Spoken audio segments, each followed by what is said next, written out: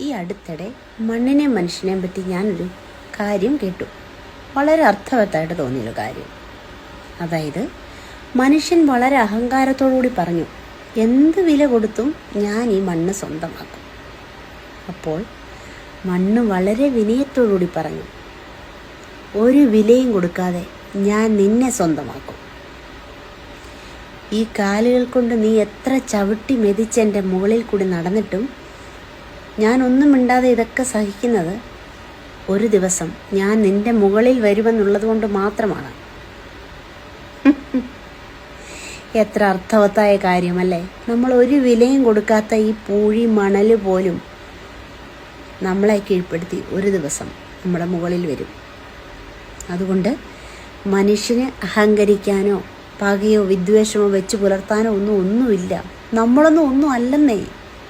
എപ്പോൾ വേണേലും കടന്നു പോകാവുന്ന ഓരോ ജീവിതങ്ങളാണ് നമ്മളൊക്കെ.